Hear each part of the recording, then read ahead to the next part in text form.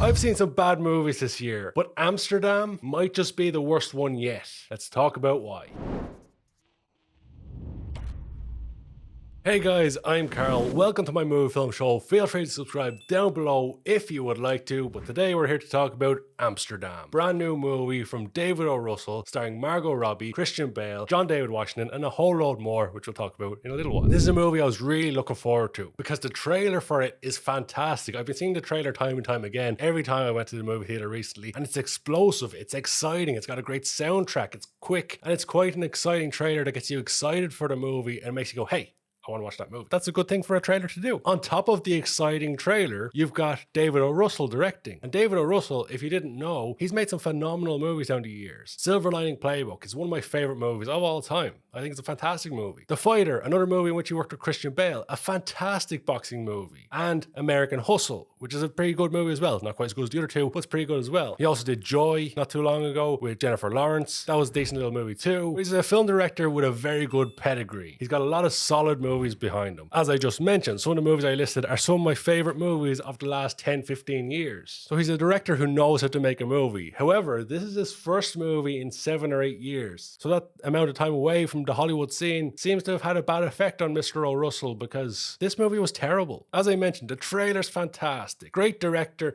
Oscar-nominated, Oscar-winning director who's made some great movies. On top of that, you just look at the cast. As I mentioned, Margot Robbie, Christian Bale, John David Washington. On top of those three, you've got Robert DeNiro. You got Michael Myers, Michael Shannon, Chris Rock, Timothy Olyphant, Rami Malek, Anna Taylor-Joy, Zoe Saldana. It's one of the most star-studded casts I've seen in a long time. And on paper, that all sounds great, although looking back on it, genuinely when a cast has this many big-name actors, it tends not to go too well. The movie 43 had all these huge celebrities in it. New Year's Eve has a great cast. I reviewed that years ago. That was a terrible movie. Valentine's Day, that's got a huge cast of celebrities, and that's awful too. So it's kind of fallen into that category. But the main problem with the movie is that, well, the main problem is that it's bad.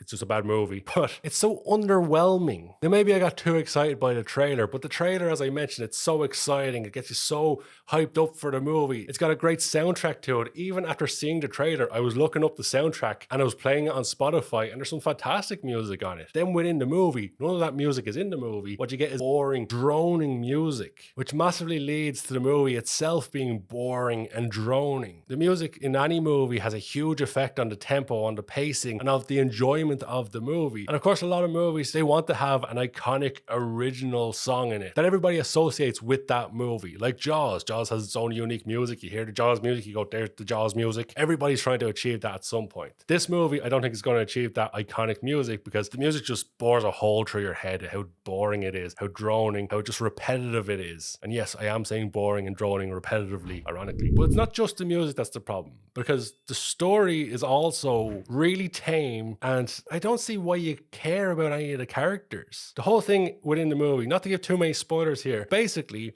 two veterans in the 1930s are framed for a murder in public, and they're trying to clear their name with the help of their friend that they met during the war and they spent time with in Amsterdam. That's why the movie's called Amsterdam, because they spent a little bit of time in Amsterdam. But you don't actually show Amsterdam too much in the movie. You think a movie called Amsterdam would focus more on Amsterdam, but that's just a minor point. But the characters, they do a little backstory on the characters of how they met and how they became friends and spent a lot of time together, and that part just goes on for a long time. They try to build up the connection between the characters within the story, and for the most part, they do a really bad job because I found myself just not caring about the characters. And even the whole thing of the two guys trying to clear their names of the murder, the police come looking for them and say, hey, did you do this? And they're like, no, that was the other guy. And they were like, oh, okay. Well, we need you to clear your name. We need some hard evidence. So they send them off to this Vos guy who's going to clear their name because he's well known around town. He's going to vouch for them that they're good guys, that they're veterans, that they're whatever. And this is when they're sent off to Rami Malek. Now, I'm not going to give the whole movie, but that's the whole thing. The whole MacGuffin of the story is they need to go clear their name because the police guys who came to their house were like, yeah, we need proof that you didn't do it. We need proof that you're good guys. You need someone to vouch for you. What? That's not a story to tell on big screen. That's not an interesting story. So, you know, they do what a lot of movies at this point do. They go, Nazis. Yeah. It was Nazis all along. Kind of done Indiana Jones and the Temple of the Crystal Skull. They just randomly went, you know what? The movie's not really going anywhere.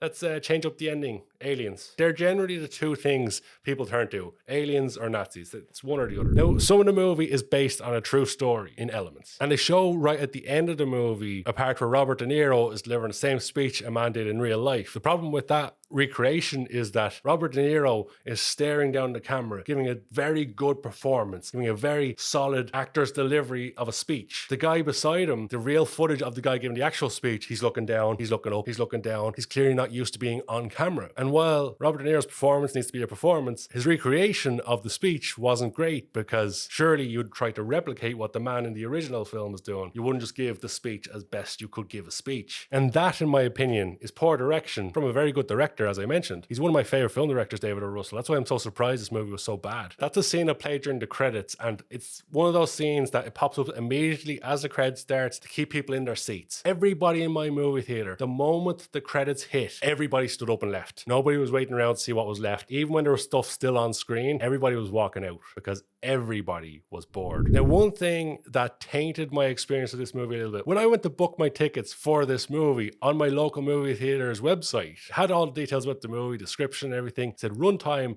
1 hour and 40 minutes. So I went into the movie going, okay, exciting trailer, good director, good cast. I'm excited for this movie. It's only 1 hour and 40 minutes long. It's a pretty decent runtime. This movie's going to whiz by. It's going to be thoroughly entertaining. It's going to be fast paced. I'm going to have a good time with this movie. My expectations went up a little bit. So I left the movie theater, and it felt like a long movie. And to be honest with you, it felt like a 5-hour movie. It felt like it wasn't ever going to end. But all the way through, I was thinking to myself, this is strange for a 1 hour, 40-minute movie. Only to find that the movie's actually 2 hours and 14 minutes. The movie theater lied to me by over half an hour. I was thinking, this is taking a long time. This second hour of the movie, or second 40 minutes of the movie, is quite long. But nonetheless, as I mentioned, the movie didn't feel like a 2-hour movie or a 3-hour movie even. It felt like a 5-hour movie that just wouldn't end. Towards the end of the movie, they circle back to stuff that happened at the start of the movie and flashbacks and stuff like this that were completely unnecessary. They end the movie, spoiler alert here, big spoiler alert here, they end the movie with John David Washington and Margot Robbie one by one looking down the camera and saying Amsterdam. As if that's, you're supposed to go, oh my God, they said the name of the movie right at the end of the movie. Unbelievable. But I will get into some spoiler stuff here. So if you haven't seen the movie and you're still planning on watching the movie, I'd suggest not wasting your time. But if you still want to go see the movie, go check it out. Then come back and tell me what you thought about it. But right now I'm going to talk about some spoilers. So as I mentioned earlier, the police send the guys off to Vos to get his backing, his vouch. And when they go there, they find out that their friend from Amsterdam, Margot Robbie's character, she's there, and she's actually the sister of Vos, conveniently. So this is how they get in to meet Vos after a bit of fecking around. And Vos is played by Rami Malek, who is playing the creepiest character I've ever seen in any movie that isn't a horror movie. His speech pattern's very strange, the way he interacts, the way he stares. Hopefully I have a clip. I'll put you in a hospital. I'll send you to a witch trial. Ladies, stop. I'm sorry. I'm sorry I had to raise my voice. So as soon as I saw Rami Malek's character, I said, there's something strange with here. He's very odd. He's clearly the bad guy. He's going to turn out to be the secret bad guy, because Timothy Olyphant had been shown as a goon, and that's all he ever was. The use of Timothy Olyphant was very strange. He'd pop up here and there very randomly. He was never portrayed as he's the main bad guy controlling everything. It was always, this guy's a goon. Clearly someone in control of him. If they put forward that Timothy Olyphant was the one running everything, and then it was revealed that Rami Malek was the big mastermind behind it, that might have made more sense. But the way they did it was so strange, because you could tell right from the beginning there was something off at Rami Malek, and the only thing it could be is that he was the big mastermind at the end of it. Anna Taylor-Joy being his sidekick, which is a rather strange small role for her considering the come up she's had in recent years. Even Zoe Saldana, a huge actress ever since the MCU and some of the great movies she's been in down the years, she was used so sparingly in this movie. I think she had 3 scenes, maybe 4 scenes, and her character was relatively inconsequential overall. Ultimately, we get down to the big reveal scene where they're all standing around in a circle saying, oh my God, Rami Malek, I can't believe you did this. And he's like, yeah, I did it. And that's basically the whole thing. Okay, beforehand there's a scene where someone tries to shoot Robert De Niro, and he gives away that Rami Malek has been the one in control all along, and the whole Committee of 5 thing, most powerful men in the world behind closed doors, Illuminati type stuff. But it was all just so tamely done. Like Timothy Olyphant so easily gives up Rami Malek's name. It's not called Rami Malek in the movie. I'm just terrible with character names. Michael Shannon and Michael Myers' character, the comedian, not the murderer, their characters were, again, some characters that were just characters for the sake of characters. They were inconsequential to the story. Didn't have any big role to play other than have a couple extra scenes in there, talk about birds. It was such a strange movie in how they incorporated these big actors. Timothy Olyphant, Zoe Saldana, Michael Shannon, Mike Myers. I called him Michael Myers, didn't it? Yeah, Mike Myers. All good actors, all who can have a big part in your role, can play big characters, and they're all played these small characters that have one or two scenes and are all relatively inconsequential to the overall story. But the main overriding thing to it all is that there was no reason to care for the characters. The story was tame, the villain was obvious, the story, it just droned on for so long. Everybody in my movie theater, you could tell, was getting uncomfortable watching it. They were just waiting for it to end. And that was very telling when the moment the first credit came up, the moment they said Amsterdam at the end of the movie, everybody stood up in unison and walked out. Nobody waited around for post-credit scenes or blooper stuff that was happening or the scenes that were happening in between the credits. Everybody just got up and left, disappointed at a terrible movie, which is such a shame because this movie had so much going for it. As I mentioned, great director, great cast on paper, a phenomenal trailer that really got me excited for the movie. It's such a shame in the end. So when it comes down to a rating out of 10 for Amsterdam, I don't think it'll be a surprise to anybody. I'm going to give it a 0 out of 10, which I've done fairly recently as well. Don't Worry Darling and Amsterdam might be two of the worst movies of the year, and if you haven't seen my review on Don't Worry Darling, it's right over here to check out. And if you have seen that one, there's another video to check out right over here. I'd really appreciate if you check out another video because it would help this little YouTube channel immensely.